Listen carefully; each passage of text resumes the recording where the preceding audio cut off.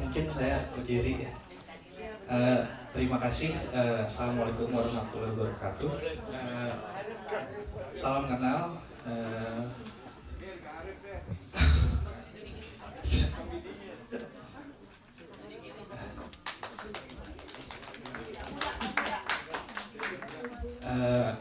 Perkenalkan, mungkin ada yang belum kenal saya. Nama saya Prasetyo. Kebetulan saya angkatan 2009, terkenalnya angkatan Reborn. Jadi saya itu hasil dari pertemuan tahun 2008. Ya, orang-orang mungkin lebih kenal saya dengan nama sebutan Ipung di 2009. Kebetulan saya di 2010 adalah wakil ketua senat, 2011 Bapak Pelonco, dan mungkin tahun kemarin beserta dengan Tuan Senior Adult saya di tim PPA. Jadi kalau mungkin dari saya berterima kasih dulu kepada Tuan Senior di angkatan 70 yang sudah menyediakan acara untuk bisa kumpul ini. Saya mungkin jadi saling kenal dengan Tuan Senior semuanya. Tadi ada beberapa catatan yang ingin saya coba utarakan sebenarnya terkait kondisi-kondisi yang membuat kuantitas dari mahasiswa masa kini untuk kurang berkeinginan untuk bisa masuk ke PMB. Sebenarnya fenomena ini terjadi tidak hanya di PMB. Untuk sebagai informasi, di seluruh organisasi eksternal seperti IMADA, GMS, dan di tempat-tempat lain memang terjadi penurunan jumlah peminat anggota yang sangat signifikan, terutama di tahun 2022 ke sini, karena salah satunya diakibatkan oleh pandemi. Jadi pandemi ini memang secara keseluruhan sudah melandai dan mungkin sudah dianggap tidak ada. Tapi ada kecenderungan pola interaksi dari mahasiswa yang sudah mulai berbeda. Yang diawali pola interaksi yang kita mungkin dulu suka ke sekre, berkumpul, bersosialisasi dalam sebuah base camp gitu, sekarang sudah berubah ke era digital. Mereka semua berkomunikasi, share informasi, berkegiatan melalui hal tersebut. Dulu kecenderungan kita adalah community, kalau sekarang tidak. Setiap orang sudah bisa mengakses dan memvalidasi dirinya melalui akun-akun mereka sendiri. Sehingga ini adalah waktu di mana bisa mengekspos, mengaktualisasi diri tanpa perlu sebuah wadah gitu. Jadi hal-hal ini adalah sebuah hal lumrah. Saya buat beberapa poin sebenarnya. Mungkin tadi ada hasil penelitian dari angkatan 75, itu juga sangat bagus. Tapi yang saya coba observasi dan saya teliti ini adalah hasil empiris selama satu dekade dari 2009 sampai 2024 ini. Saya ikut mendampingi junior-junior saya di perhimpunan, entah sebagai mentor FPAB, entah sebagai mentor senat. Saya selalu melakukan itu. Saya melakukan beberapa observasi. Salah satu hal yang terjadi, benar tadi menurut Tuan Senior Janaka, terdapat tekanan akademis yang dulu mungkin kuliah bisa bertahun-tahun ya Tuan Senior, 10 tahun mungkin ada yang pernah ada yang 8, 9. Kalau sekarang mahasiswa berlomba untuk lulus 3,5 tahun. Salah satunya diakibatkan oleh apa? Biaya yang sudah signifikan sangat besar, sehingga mereka dituntut untuk cepat lulus, untuk cepat bekerja. Lalu di era tahun 2000-an pernah muncul tuh namanya gerakan mahasiswa berbisnis. Jadi mindset mahasiswa yang semula ingin berkumpul, bersosialisasi, berubah segmennya yang mulainya seperti itu menjadi mencari value jati diri dari materi. Hal itu sebenarnya berdangkat ke proses 10 bulan tahun ke depan. Ada perubahan minat juga dari mahasiswa yang lebih mementingkan karir. Jadi dia akan memasuki organisasi yang berorientasi terhadap karirnya sendiri. Di kita organisasinya sangat makro. Mereka bisa memilih, hanya tidak spesifik. Tidak memberikan pelayanan yang membuat mereka akan bisa menjadi lebih dalam meniti karirnya. Seperti mungkin saya punya teman di beberapa tempat, di mahasiswa di HMI, di PMI, di mana-mana. Mereka aktif Kang, Karena apa? Pada akhirnya ada senior mereka atau kanda mereka mungkin ya kalau di HMI, kanda mereka yang menjadi staf khusus di kementerian, akhirnya mereka ikut kerja di sana. Itu banyak sekali. Atau mungkin hanya sebagai tenaga honorer pun mereka jabanin tuh. Yang penting dalam satu segmentasi politik mereka mendukung dan membantu, terutama di kementerian dan lembaga-lembaga. Itu banyak sekali terjadi di mahasiswa. Lalu selanjutnya, perubahan minat ini sebenarnya berlandaskan pada peningkatan hard skill dan soft skill yang tadi sudah dijelaskan. Ketika saya masuk PMB, hard skill dan soft skill apa sih yang saya dapat? Karena seperti kita tahu, PPA setiap tahun akan berubah materi. Setiap tahun MPAB itu akan selalu datang lebih dulu sebelum PPA. Sehingga orang tidak bisa menceritakan nanti di PPA lo akan dapat A, akan dapat B, dapat C. Karena apa? PPA-nya belum ada. Tidak ada yang bisa kita jual. Yang bisa kita jual di MPB pada akhirnya, maaf Tuan Senior, Senior A adalah alumni PMB, Senior B adalah alumni PMB.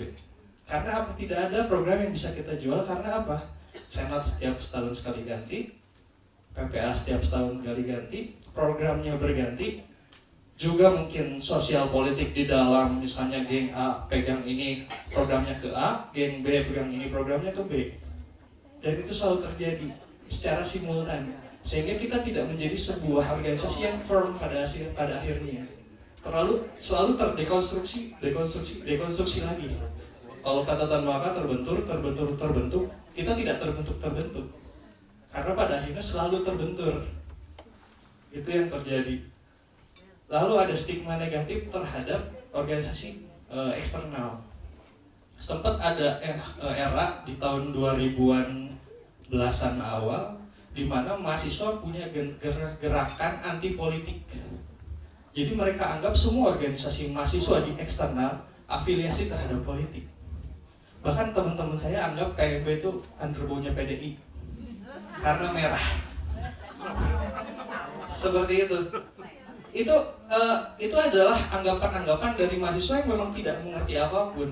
Mereka fokus pada kuliah dan karena warna itu sangat nge-branding sekarang. Sekarang mahasiswa sekarang sangat peka terhadap desain. Warna kuning warna apa? Kita sudah tahu. Hijau warna apa? Kita sudah tahu, tidak usah jelaskan. Merah, wah perjuangan ini. Atau sekarang mungkin ada baru PSI. Tapi sebenarnya kan kita di sini semua independen, hanya orang luar tidak tahu itu, tidak paham, karena kita tidak mensosialisasikan itu. Kita tidak memahami maksud dan konteks independen di kita apa.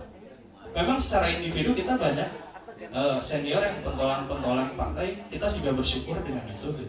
Hanya di satu sisi, bagi mahasiswa itu menjadi nilai minus, terutama kecuali mahasiswa yang memang interest politik dari awal. Salah satunya ada Tuan Senior Gusman, dia dari awal sudah interest gitu. Lalu setelah itu ada kurangnya inovasi kegiatan.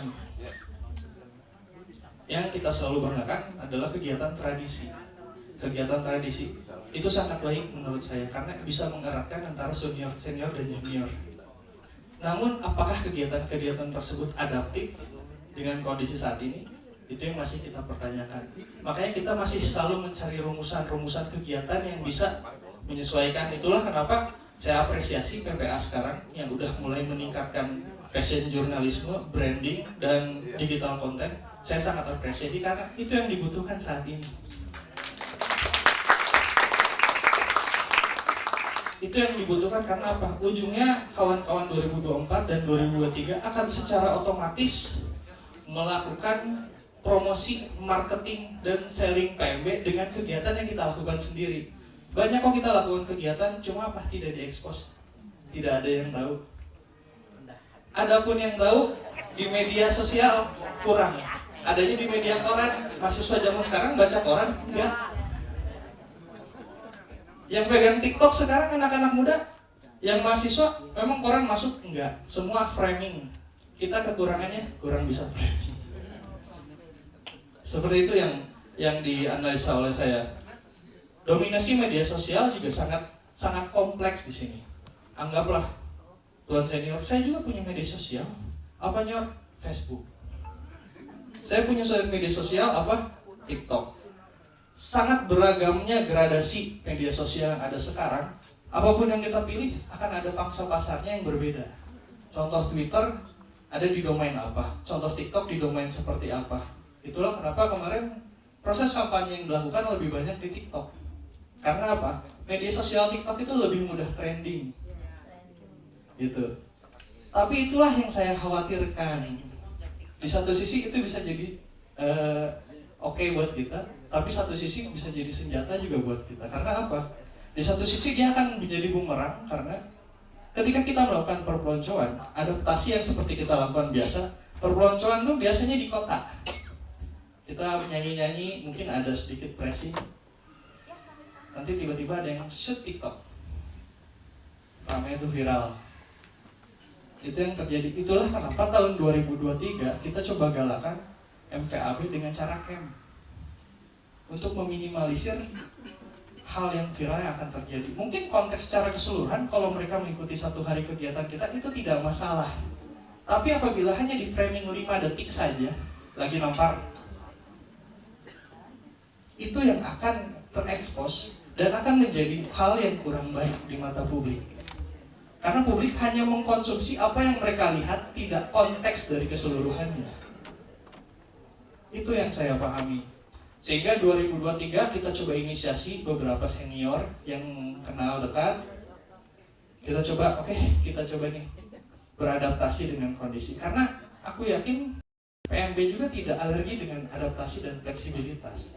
Aku tahu tuh MPAB dulu tuh 14 hari dan dibotakin, bener gak Tuan Senior? Iya. Lalu seiring berjalannya zaman, karena waktu itu masih PMIB ya, Perhimpunan Mahasiswa Indonesia Bandung, dilakukan seperti itu karena persiapan kalau apabila ada Belanda menyerang lagi, kita udah siap jiwa korsanya. Kalau terus tiba-tiba jadi 10 hari dan masa rock and roll waktu itu rambut boleh digondrongin. Ada penyesuaian dan adaptasi yang asalnya peloncok itu harus pelontos, identik. Tapi akhirnya tidak, rock and roll. Mulai itu angkatan 73, 75 ya. Mereka boleh tuh digondrong 10 hari semuanya. Asalnya 14 hari. Dulu asalnya harus pakai sepeda. Sekarang kita adaptasi ya, nggak mungkin kita sepeda pakainya Gojek aja mungkin sekarang. Sama-sama alat transport itu, tapi Gojek bayar. Terus 2007 pernah adaptasi camp. Jadi penyesuaian. Jadi kemarin 2023 camp itu diinisiasi dan diinspirasikan karena 2007 pernah camp dan itu berhasil. Salah satu keuntungan camp yang kita pikirkan adalah siapapun yang daftar tidak akan keluar. Kalaupun ada yang keluar, maka pulang sendiri, nggak dianterin. Dia bakal balik lagi, udahlah tanggung. Mungkin itu yang terjadi kemarin. Adaptasi terjadi, terus dengan semangat 2008 kumpul di Homan. Jadilah angkatan saya 2009, mungkin Tuan Senior agak ada yang kenal mungkin angkatan-angkatan kami di 2009 tadi disebut ada Thomas, Alva Edison, ada Nadia mungkin ya. Banyak tahun 2009 yang banyak dikenal oleh Tuan Senior semua. Kalau saya kebetulan di Bandung aja, nggak pernah ke Jakarta. Sehingga ya tapi ada representasi lah. Bahwa 2009 tetap mendampingi Tuan Senior gitu. Iya, Ramadan. Itu yang terjadi.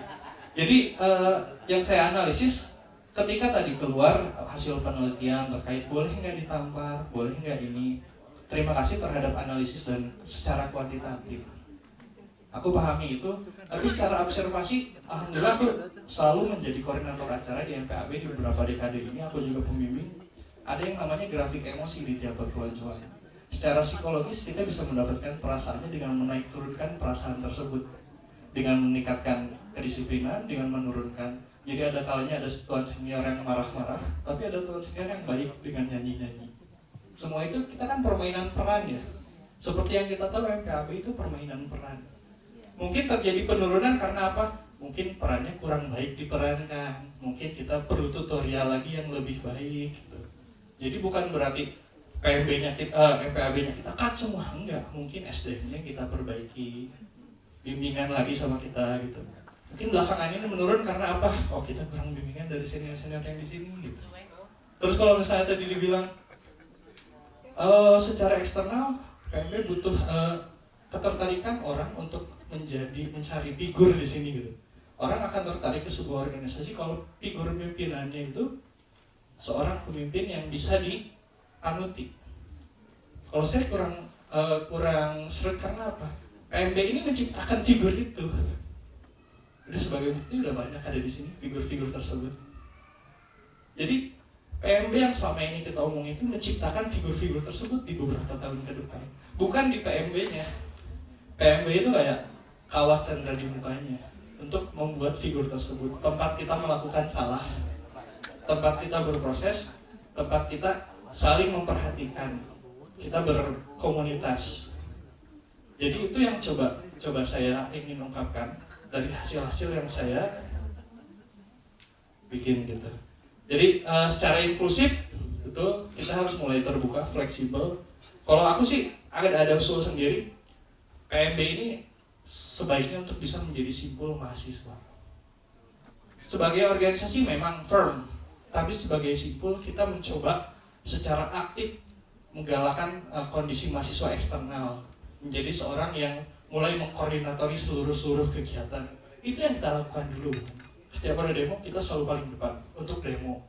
Setiap ada proses diskusi kita yang paling depan. Secara intelektual, secara kemahasiswaan, kenasionalan, kemasyarakat kita yang paling dulu, kita yang bawa mahasiswa lain di luar itu. Dan kita selalu menjadi pionir, selalu menjadi barometer. Kenapa sekarang enggak? Mungkin belum nyor. Mungkin belum. Mungkin ada saatnya kita akan bisa menjadi itu dengan kita mendidik anak-anak melalui PPA yang baik. Kita jadikan anak-anak pemimpin-pemimpin yang akan menguruskan kita. Kalau saya juga zamannya udah lewat, saya udah beda mahasiswanya. Mungkin semuanya harapan ada di anak 2024, 2023, dan mungkin nanti tahun depan ada 2025 ya Nyor, mudah-mudahan. Oke, mungkin sekian dari saya. Terima kasih. PMB, woyo woyo.